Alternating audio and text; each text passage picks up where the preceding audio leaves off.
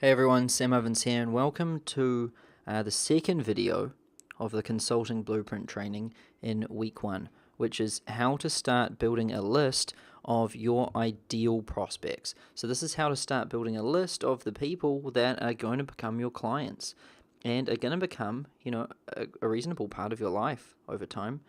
So that's why it's important to choose these people carefully. A lot of consultants say that there's there's three people that matter in your life: your friends, your family, and your clients.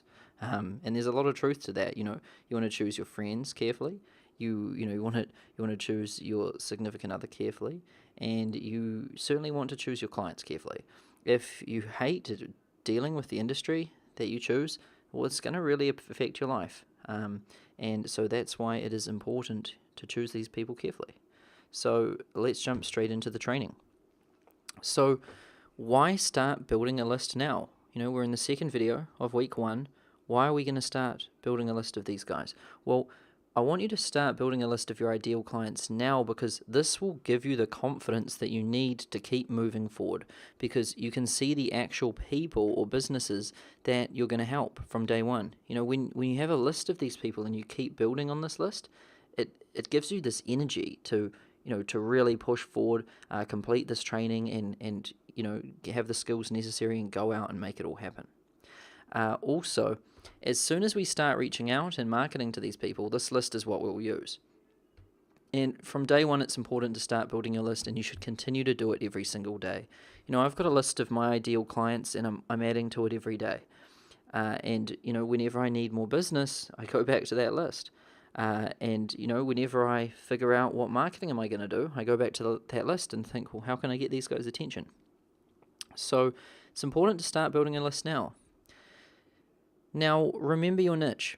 This video here, video number 2 of week 1, it is completely useless unless you completed all of the training in full in the first video.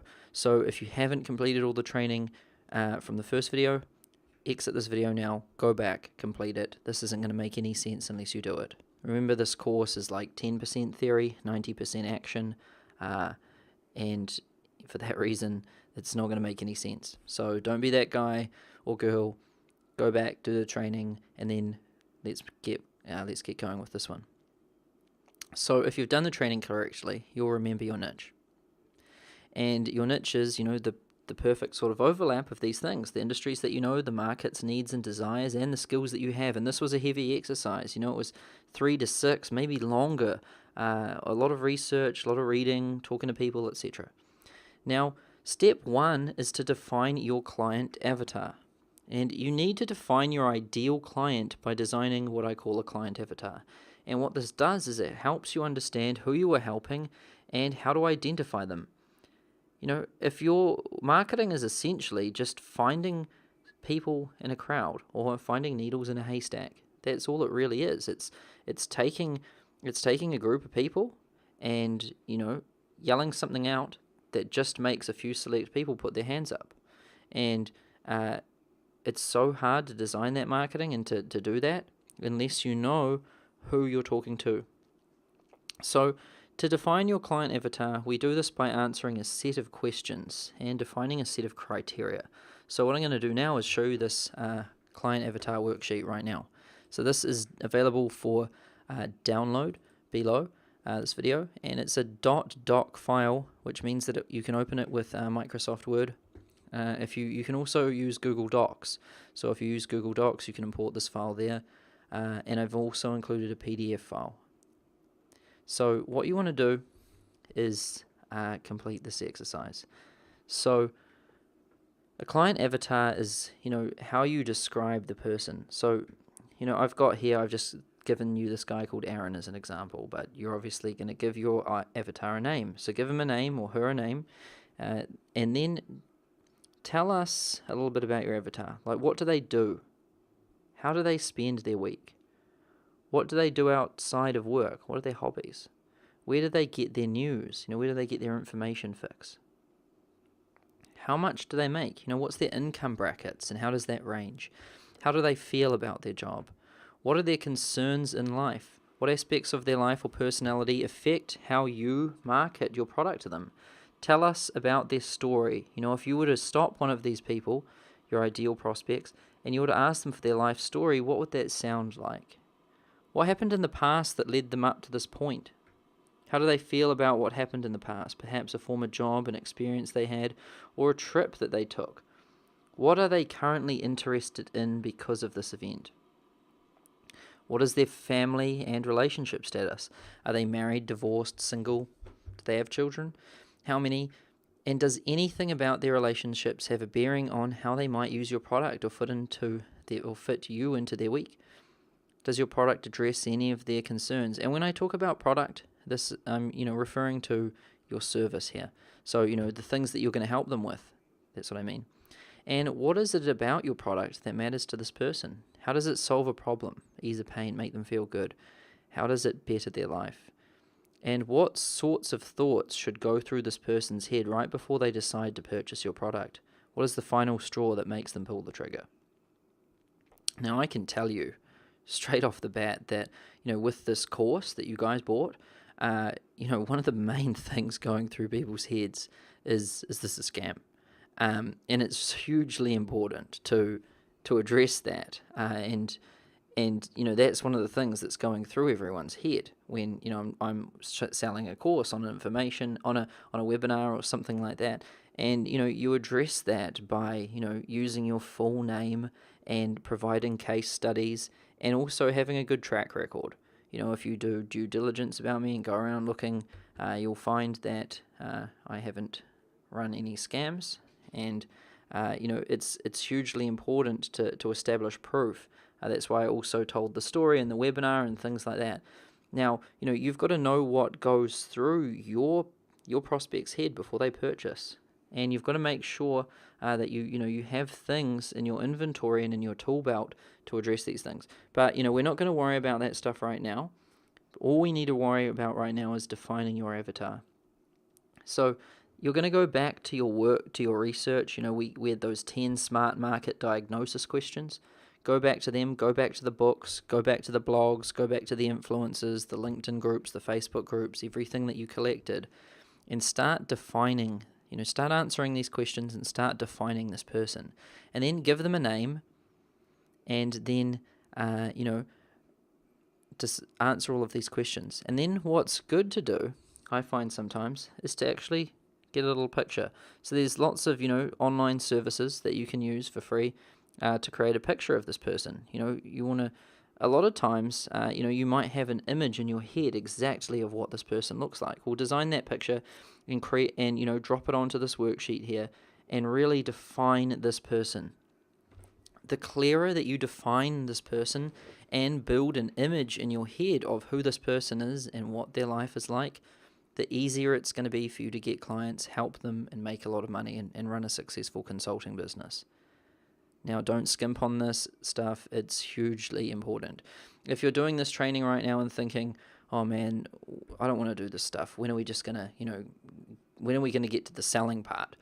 Well, trust me, we're going to get to the selling part, and I'm going to give you guys some real powerful ways to pick up clients. But this is like the fundamentals that everything's built on. So make sure you spend some time on this stuff. So what I want you to do now is pause this video and spend a few hours, working on this here. Really define all of this stuff. Get a picture. You can use some online services to design your own picture, give them a name and everything like that. And then once you've completed that, you can unpause this video and go through to step number 2. So step number 2 is now talking about where they hang out.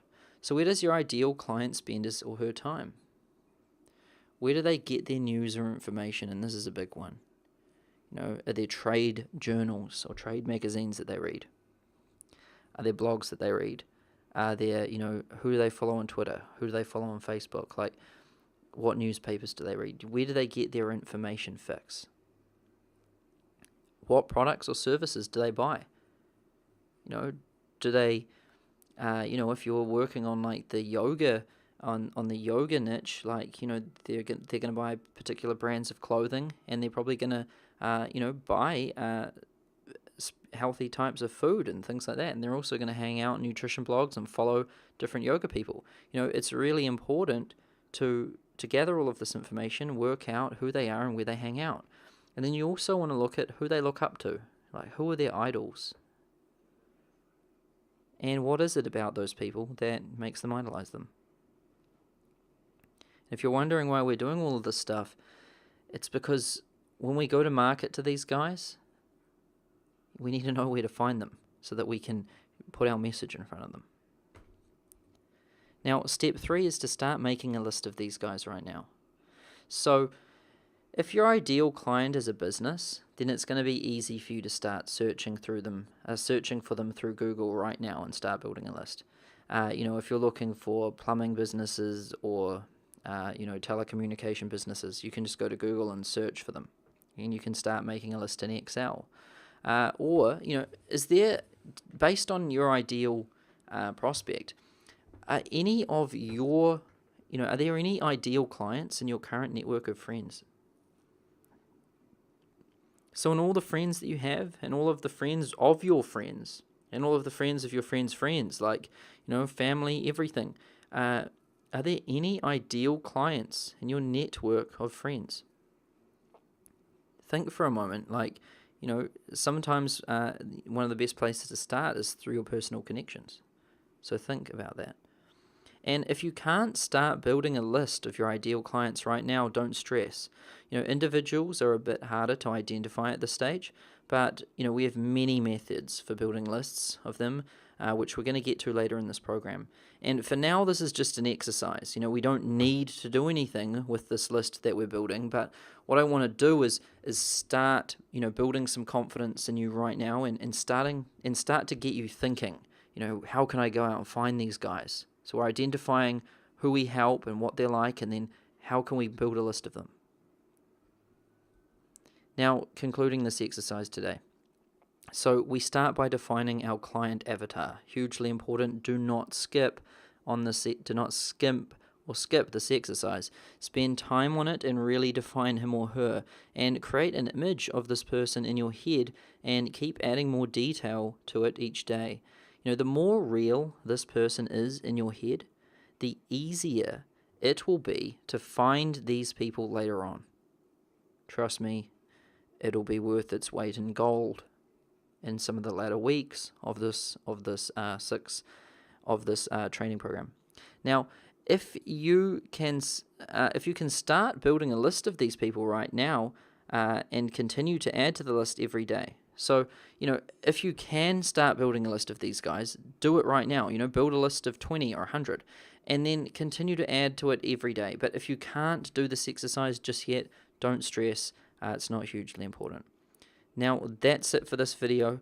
Again, it's short in length, but, it's heavy in the actual practice. So make sure you paused it at the correct moments and did the work. Once you've done the work, jump forward to the third video of week 1's training. See you there.